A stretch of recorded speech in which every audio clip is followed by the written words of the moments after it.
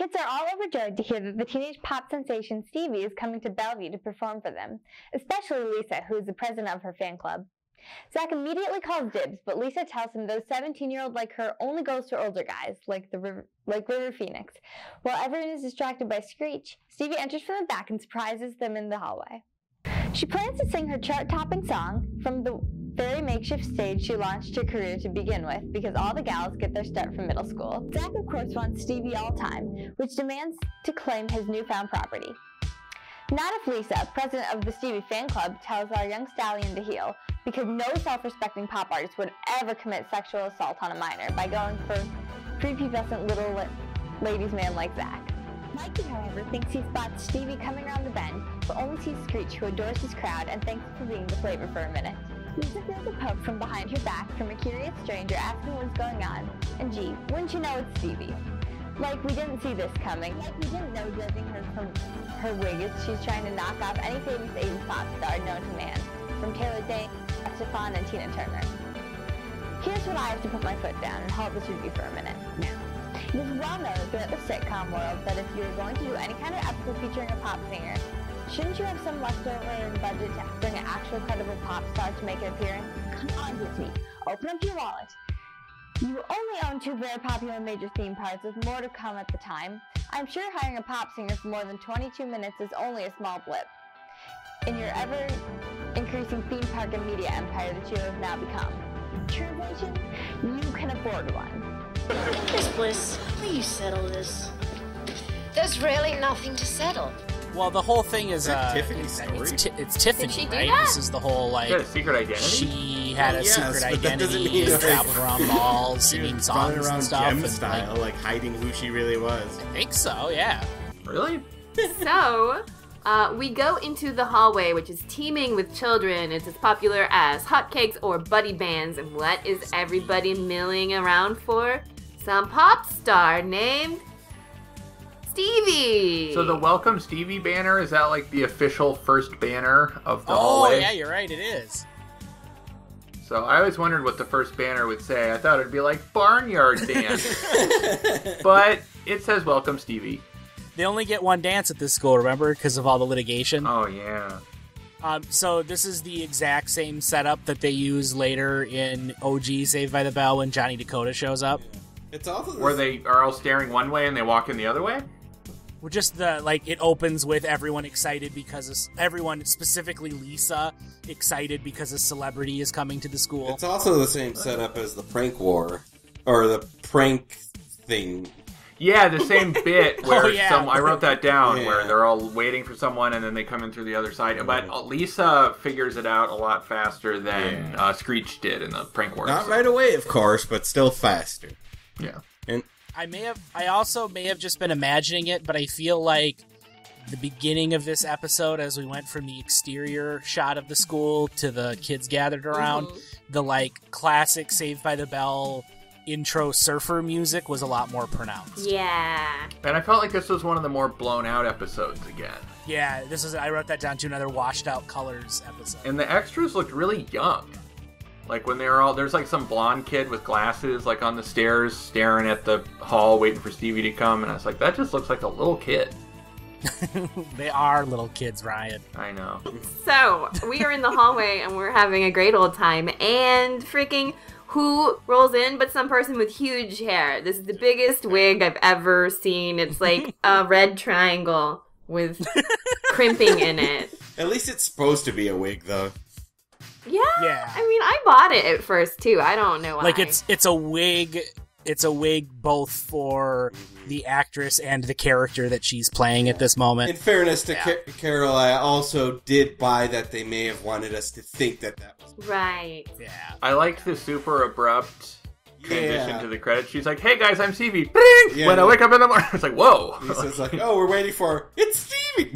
Yeah, like she didn't even finish the E on the Stevie. Miss Bliss is trying to use the few moments of peace and quiet in her day to finish up her work after school, when Zack and Nikki burst in arguing about their bet over Stevie. Doesn't she know by now that she'll never get peace and quiet as long as Zack is around, creating problems?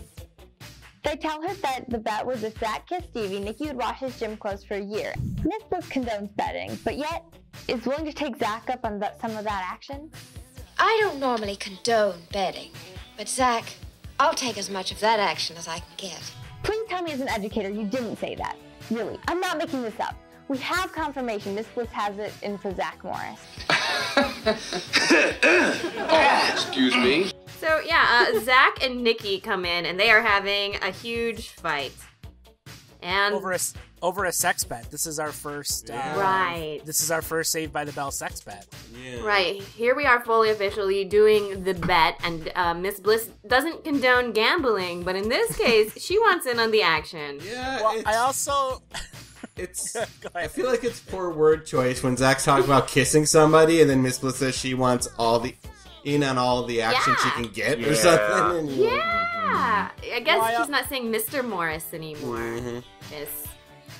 I also love that her problem with the scenario is that they're gambling in school, not that the goal of the bet is to trick a girl into kissing Zack. Right. It just doesn't occur to anyone who works on this show that there's anything wrong with those kinds of scenarios. Like, that's what's really sad about it. Is it's just like, oh yeah, I mean, if you could trick a girl into kissing you, that's on her. And that's just like a normal thing. That's just boys will be boys. That's Yeah. always how it's treated, even all through college. No, but I mean that's sitcom 101, right? Like, Oh, it totally is. I mean, this is not a limited to Saved by the Bell or Good Morning Miss Bliss. It is that's a pretty standard trope in TV of the 80s that like, oh, boys will be boys. They're tricking girls that don't like them into kissing them. I don't think it stopped in the 80s, Austin. Well, yeah, you're right. It didn't stop in the 80s. Right? That's rape culture. This show celebrates it. We are mired in it, and Miss Bliss is not woke. I like that he kissed her poster and thought that would win him the Yeah, bet. I think he's technicality. I admire his pursuit of a technicality. I'm just going to let the canon be that it's a kiss. I'm just not even going to touch it. I wanted to see him kiss a boy in his class named Stevie. And be like, you didn't clarify which Stevie, because her name is just Stevie. What if he kissed Stevie Nicks? That's so unlikely. That's even more unlikely than an in-universe celebrity. I like how it'd be harder to kiss Stevie Nicks than Stevie. He accomplishes it, but then it's still not satisfying the bet. That would be awesome. Stevie Nicks is so too good for this show. Are you kidding? I know, I'm not arguing with you. I just want her dresses. I just want to wear all her witch dresses. Just when they leave, Stevie bursts in the back door complaining that someone keeps trying to get her to sign their fly collection, and it's revealed that Stevie was one of Miss Bliss's old students, and they have kept in touch throughout the years. So who runs into the classroom but Stevie herself, and she looks so much more 80s than the lady in Howard the Duck. Leah Thompson. She's 80s incarnate. Right? And She looks more 80s than a sign that says Happy New Year 1985. and she runs into High because some nerd is trying to get her to sign his bug collection with them titties. And I guess, were we supposed to assume it was Screech, or was it just Yeah, whoever? You but they feel don't like care it, enough right? to tell us. I kind of like that they just leave it to us to be like, oh, she means Screech. Since Miss Bliss was having housing issues, 2 episodes of Miss Palladino, she agrees to let Stevie stay in a rural farming town like Indianapolis. Hotels don't exist. We have Tiffany, aka Stevie, and Miss Bliss reminiscing. Apparently, they were students and teachers a long time ago. And AKA Carlene Morton. Colleen. Oh, Colleen. Carlene isn't a name. There's Yeah, it's people a- named Carlene. Quit making up names, Ryan. There's my middle name is Stevie. You have too many names. Colleen Morton, that's her name. Later, Uh, Stevie says that Austin got it. she is Miss Bliss's niece. I think that's just a lie. Yeah. So that's just That was a false lie. Okay. That's just something she told somebody before she felt them up. Well, because when she said it, I was like, did I miss that earlier? Is that their relationship? Yeah, or I is think just that was just supposed to cover for the fact that she's staying with Miss Bliss. So she's a liar. Absolutely. She masquerades as a pop star named Stevie. Her entire career is built on a lie, right? All a lie. So Stevie's hella rich, and she's sick of living in hotel rooms. So Miss Bliss invites her to stay at her creepy Miss Bliss house. So we're going back to that The shit. Sizzler. The Sizzler. It's just so sitcom-y. I don't know. It's a sitcom. I don't know why. But just how everything, like, as soon as there's some sort of celebrity or fake celebrity in this case, like, everybody seems to just have some sort of relationship with that celebrity. Well, someone has to. I mean, they at least set up that she went to this school and had Miss Bliss as a teacher. But at the same time, I'm like, I had some teachers, like, in high school that I hung out with a fair amount and got along with, but I wouldn't, like, if I came in from out of town and went back to school, I don't think I'd be like, can I crash at your house? Yeah. Like, my most favorite teacher of all time, I don't think I'd ever be like, I'm gonna stay at your house while I'm in town. Yeah, that's true. Especially if she's Miss Bliss is a middle school teacher, so theoretically she would have had her at most for 1 year. But Miss Bliss is a really special teacher. I guess that's how special she is. Somehow a current laughing gag ensues with Stevie constantly getting Mr. Belding's name wrong by incorrectly pronouncing his name as Mr. Spalding, Mr. Spelling, and Mr. Spelding. I mean, if Stevie really wanted to knock him down a few pegs, he could have went with Mr. Spalding. Hey, it seems more accurate. And Milo and Mr. Belding are much too overjoyed to see her. Mr. Belding seems a little too charitable and offers to give Stevie a great big bear hug if she will call him Richard. Aw, okay. So, Mr. Spelling introduces Stevie to Milo, and Milo pours on the creep factor, putting his best impression of Kathy Bates in the movie Misery with the line, "I love your records." Oh, no, I see. Why are predators coming out to play on this one? Don't be bummed. You'll always be someone very special to me, Mr. Spelling. The real reason Stevie has come to JFK Junior High is to put on a concert where she sing her hit song to one favorite person. And for some to touch a predator reason, Mr. Big Bopper Belding himself thinks it's for him. However, she corrects him that she will only sing to one student. Okay, you are all perverts. I get it. What else you got? Excuse me. At lunch, Lisa tells Nikki that Miss Palladrino has selected her to pick a student to interview Stevie for the newspaper. And to no surprise, she picks herself. She asks Nikki to help her prepare, and Miss Bliss makes a mistake of trusting Tina with the secret that Stevie is staying at her house while she's in town. Mikey hands up the latest school paper announcing that Stevie will be picking one hunk for her concert. Upon hearing this, Screech comes in hot with his best Schwarzenegger impression, and Zack makes it his mission to be that guy so he can finally get his kiss.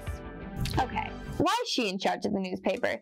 Shouldn't that be handled by someone with more of an English journalism degree, aka Miss Bliss, not someone who could pose as Screech's mom, or as an expendable, toss-away character who plays dress-up and pretty much does nothing at all? My lips are sealed. Isn't this the exact same plot that Lisa got in the Johnny Dakota episode? I guess it is. I can't remember. Where she was like tasked with interviewing him, but was too nervous to do it, so she brought Jesse along to read the questions to him. And that's her whole setup here, is that she wants Nikki to come along in case she gets too nervous to ask her the questions herself. I can't remember because I was too high. That's what we should be doing, is getting high on life. Yeah. Yeah, so it says, like, Stevie to sing song to God or something like that. And they're like, what's that? And then Mikey's like, well, the print shop ran out of H's. It's supposed to be hunk. And I'm like, that's not a solution. Like, you can't just substitute letters with other letters. You gotta figure something else out. Put up another... Choose another word, maybe? Go with word. Boy? Yeah. And, like, I guess they're using old-fashioned letterpress to print their student Yeah, material. well, that's the 80s, I'm picturing, like, kids in the nutpaper class, like, in the bowels of the school, like, pushing the wheels down. Yeah, totally. But for the record, an 18-year-old, 17-year-old woman shouldn't be kissing 11-year-old children. Don't say that. I'm saying that. I like how it's like, the article is like, and also she's going to kiss them, which will really benefit anyone who's made a bet that they can kiss Stevie. That was an important piece of information for that article. So, yeah, and for some reason, Zach Morris is sure that he's gonna be that gunka burning love that Stevie serenades. And you know what? He probably is. Yeah, we're seeing Zack. Everything goes his way. Right? I want you guys to watch for, as though we're watching this now and not earlier, the signed Stevie posters in the background. Okay. Because pretty much every scene, that poster will just be like floating in the background somewhere. There's one in the office, there's one in the cafeteria when they're at their lockers. Oh, there's the one poster of Stevie? Mm-hmm. Yeah, I definitely clocked it. It's because they made one and they just reused it in every scene. Don't spoil the magic, Austin. I'm sure they used a whole Kinko's for 12 hours to get their props done. Why is she doing her final concert at JFK? Because that's where the president was shot. Trying to honor a great American. Have some respect. I'm just trying to think of how attached I was to my middle school, and the answer is None. none. Zero. Not at all. No attachment. I didn't care about. Like, she has a high school. She went to become a pop star. She never went to high school. So how'd she get into college then? She's rich. All right, canon accepted there. I can't. That was my thought too, David. Was like, if you're gonna go back to like any school to like honor it with some sort of like big moment from your career, I feel like it would be high school, because no matter what, there's like an arc to your career and like the trajectory of your skills, and I feel like you'd step back to the place right before you took off, and that would be high school, not middle school. Stevie announces that she has been accepted into Notre Dame and that she wants to find her identity in college. Miss Bliss gives Stevie her full support and tells her that since she is no longer living with her parents, Miss Bliss will help. Notre Dame? Why? Well, I guess writers need to make something up for the subplot that does nothing and character will soon be erased from the Saved by the Bell universe. So why ask, right? So we go to Mrs. Bliss's weird, spooky, dusty, doily Sizzler house. And there's a lady in there. And who is she? She's some weird blonde lady. Oh, it's Stevie, and she doesn't have the wig, and she's Colleen. I didn't recognize her with her normal hair. Yeah, I didn't know what we were doing. I'm like, does Miss Bliss have a daughter? Are they going to throw that in? How's the daughter going to get along with Tiffany? I mean, Stevie. And then they were the same person. She was looking pretty good. Yeah, she's a lot more attractive out of her like Tina Turner, Tiffany getup. I strongly disagree. I'm torn. Big, giant, horrible hair. Most attractive feature. That may have also been why I was trying to come up with what her age was when she filmed this, because I was like, she's attractive. Am I a dirty man? Austin, that's the most polite way to talk about how dirty you are. Wait. Regardless of her age, Austin. The answer to that is yes. And so Tiffany, Stevie, this one broad, Colleen, has gotten into college at Notre Dame. So fuck you, pop stardom. I like when she tells Miss Bliss that she got in. Miss Bliss is like, Notre Dame. That would have been fantastic. Notre Dame. Yeah, we don't know how she has the transcripts. Notre Dame, why? That's quite smashing. We don't know how her education has been on the road. Dude, she's rich and famous. You can get into any school if you're a celebrity. I guess. Now, she got that news from her parents, correct? She was on the phone with them?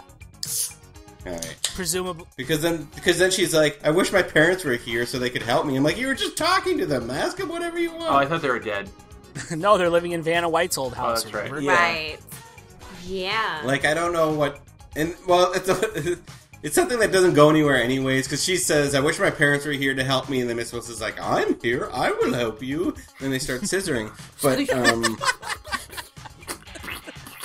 and that's not really a plotline that goes anywhere, so I don't even know why putting it in there was necessary. But secondly, like, you could just call your parents and ask them, like, you just learned you were going, you don't need to do anything but David, in the next, 2 days.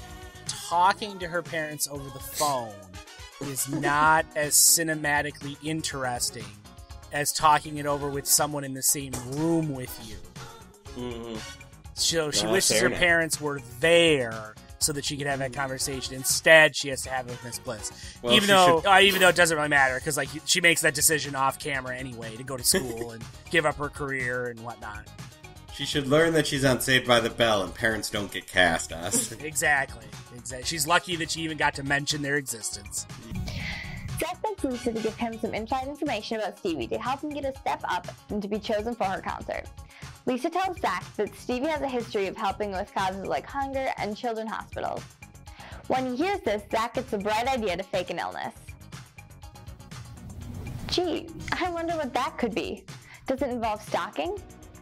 Zack writes a doctor's note, which he sends to Stevie, saying that he's deathly sick and his last wish is to have Stevie sing to him. He even adds a clause at the end encouraging her to kiss him, and Stevie instantly falls for his bullshit note, and is soon announced to the whole school that Zack was chosen. And so Stevie has announced that she found her hunk and he's a super sad boy. And then we look in the text and it is Zack Morris and he's dying from Zack Morris disease. And Mr. Belding just falls for it hook, line, and sinker. the Like, fuck? where has he been the past 10 episodes? Well, Just walking And by. Previous episodes have already established that Belding is wise to Zack's game. Like, this isn't even like Belding's a goof off in this show and he doesn't realize that Zack is a troublemaker. Like, they've established previously that he's well aware that Zack is a kid who pulls this kind of crap. You guys, let me ask you a question. Yeah. Does it suit the plot? Is this kind of? Apparently. I Yeah, feel it like just adds about 3 minutes to the plot. Yeah, I feel like they could have done everything that happens in this episode without ever getting Mr. Belding involved. Belding is very beholden to the plot. Like, he's as smart or as dumb as he needs to be at a given moment. That is certainly true. And is this like the student newspaper that has this article? I'm not even sure what we're reading here. Well, this is like Belding is reading a letter that Stevie received via her agent from Zack's doctor. I guess. Who I assume his name is like Dr. Amanda Hugginkiss or something. Dr. Mario. And somehow he found Stevie's agent's address and wrote this letter. I mean, I guess there wasn't even time to use the postal service. Yeah, you had to go walk it to the house of the agent. Yeah, no, I wondered about the passage of time here. Like, is Stevie just encamped for weeks at this school, or... It's always baffling how long things... You can never tell how long anything's going on. Has this been a week or a month? It's like a Las Vegas casino. Because, like, theoretically... Yeah. Zack would have, like, written the letter and then had to have mailed it to the agent. The agent would have had to have read it amidst all of the other fan mail that Stevie gets, then forwarded it to Stevie, because the implication seems to be they are not in the same place at this point. And then Stevie gets the letter, reads it, and makes this decision. Well, I guess she made a lot of money, so that might blow my theory to shit. But, I mean, we assume she gets a lot of fan mail. But what if this is a case where she's only famous to JFK High School or middle school? Yeah, I don't think she would have been able to buy Vanna White's old estate for her parents if she was only JFK famous. Well, and she wouldn't travel the world either. But do we know that she did these things? We just know that she said that she did these things. Yeah, you're right. You are right about that. We don't have any textual evidence of all of these things. We're taking her word for it. And also on the letter, we have the note that it's okay to kiss Zack Morris because his dead baby Zack Morris disease is not mouth contagious. He's got kids. How does that not clue someone in that something fishy is going on? And also it says in the letter that he does anal rimming. Also, the letter's all like written, it's all like glued together letters from magazines. From a magazine. And it's just like misspelled. And at the end it just says like, love, Zack's doctor. Yeah. Milo catches Zack in the hallways without a pass and begins to yell at him, which is strange because he was just called down by Belding over the loudspeakers. But once again, Zack's terminal illness saves him from trouble. Belding has taken pity on Zack, and he even tells him that he will move any bad things on his school record. And this is music to Zack's ears. Being dissuaded so soon, Belding? You'll learn at Bayside, Belding, about Zack. You'll soon learn.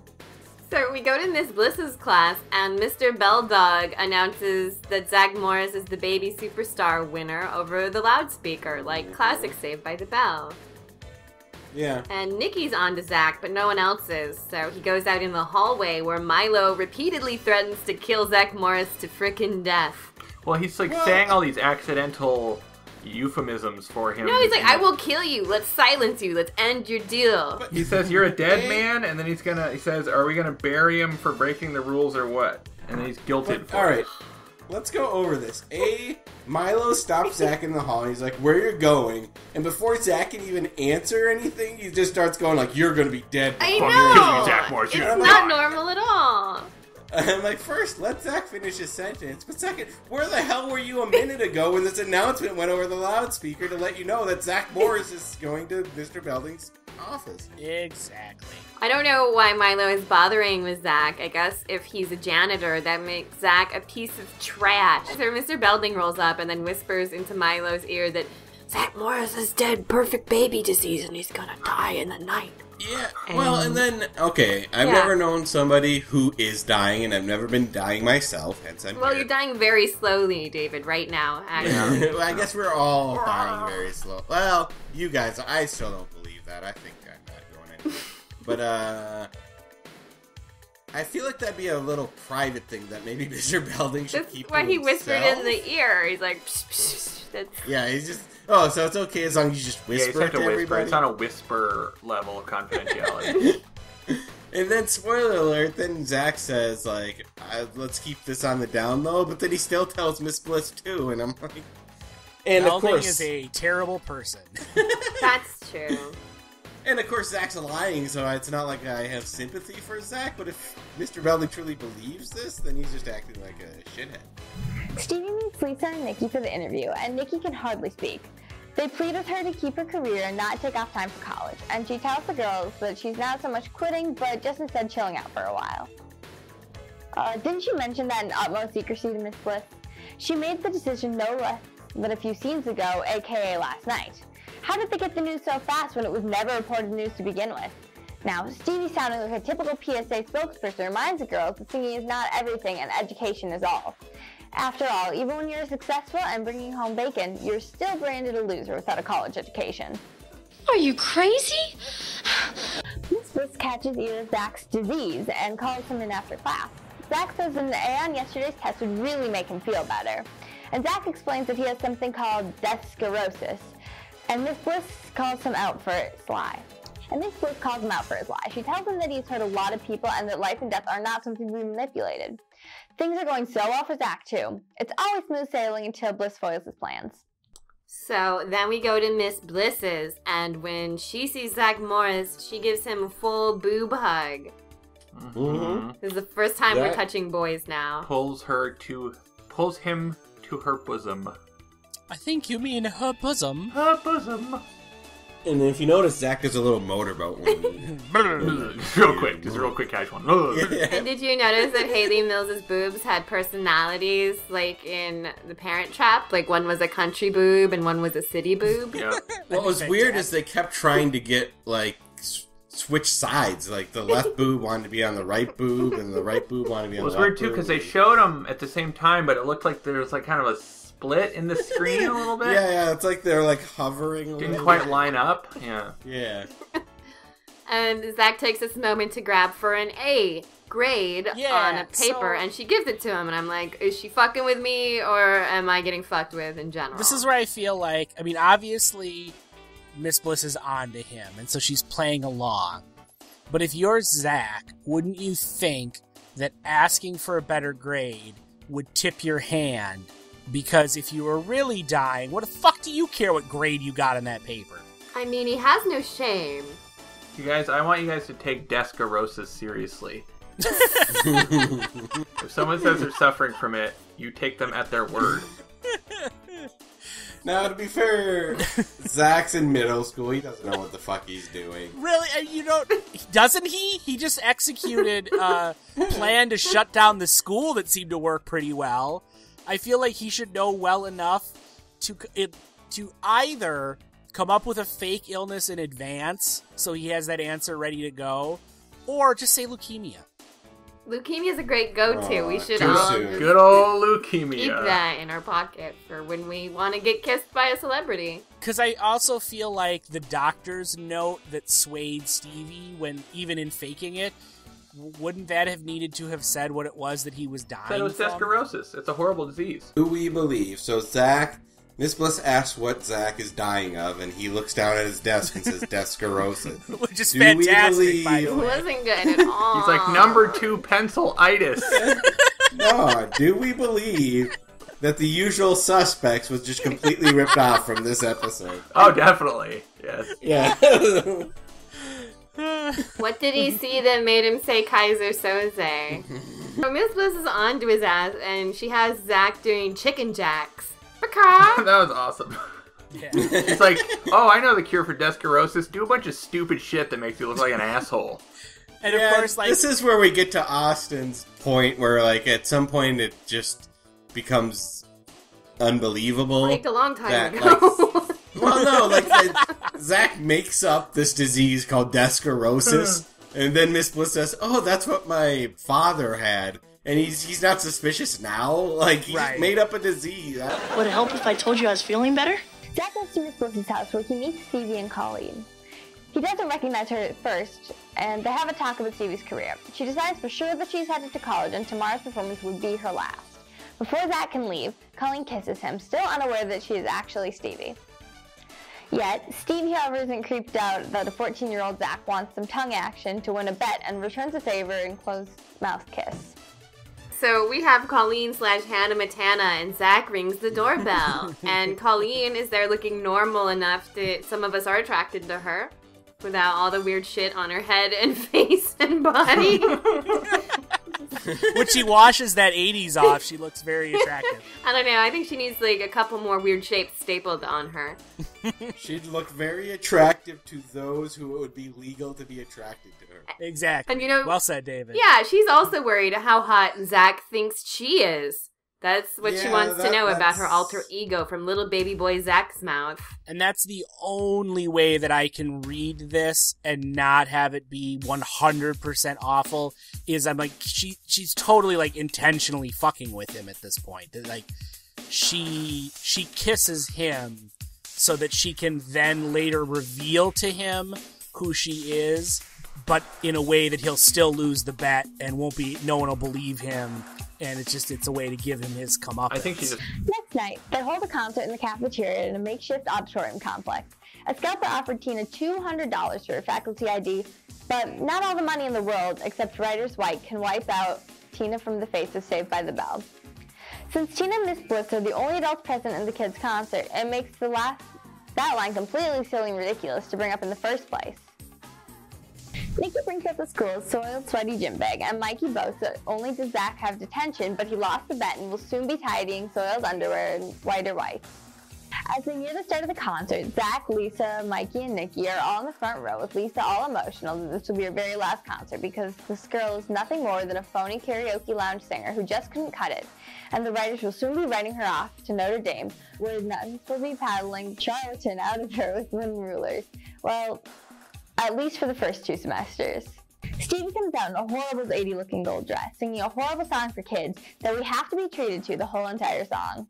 The song being featured is called Hotline to Your Heart, but after hearing this one, everyone will be transferring to the rejection hotline. He then goes out front and center to the audience, gyrating in front of a very anxious teen crowd who is trying hard to keep it in their pants. Then Stevie focusing her gyration towards Zack, and he is all for it. He compliments Stevie on how great she is and mentions that some of her closest friends call her Colleen and goes backstage. Zack is left in shock.